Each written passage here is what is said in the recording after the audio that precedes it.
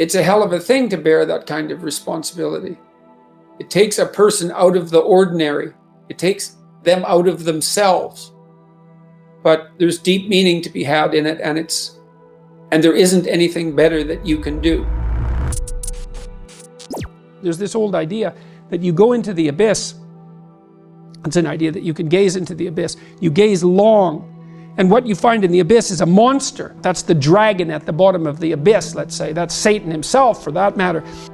But if you go into that as deeply as you can, what you find is you find your fragmented father in a comatose condition, in a desiccated and separated condition.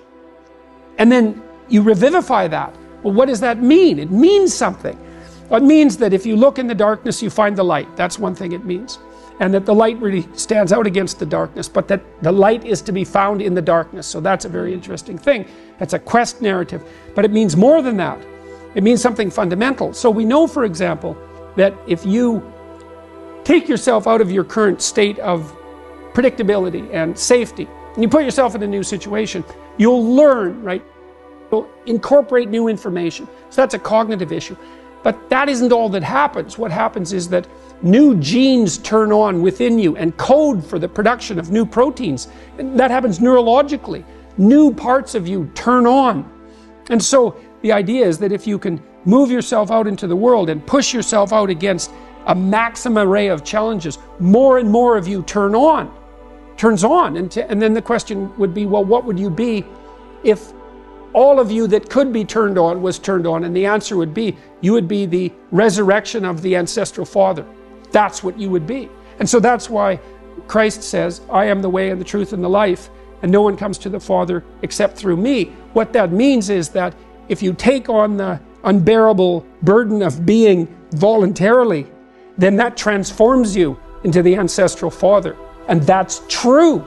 And so that's unbelievably optimistic. It's so interesting because it's dark beyond belief. Well, the world is characterized by suffering and by malevolence of a depth that's virtually beyond comprehension. But if you choose to comprehend that, what you discover in that is the light that destroys the darkness. And that's really something to discover. There isn't a discovery that's more profound than that. That's the search for the Holy Grail or the Philosopher's Stone, all of that. If you actually want something, you can have it. Now the question then would be, well, what do you mean by actually want? And the answer is that you reorient your life in every possible way to make the probability that that will occur as certain as possible. And that's a sacrificial idea, right? It's like, you don't get everything. Obviously. But maybe you can have what you need. And maybe all you have to do to get it is ask. But asking isn't a whim or today's wish. It's like, you have to be deadly serious about it. You have to think, okay, like I'm taking stock of myself. And if I was going to live properly in the world and I was going to set myself up such that being would justify itself in my estimation, and I don't mean as a harsh judge, exactly what is it that I would aim at? You could try this. This is a form of prayer, knocking.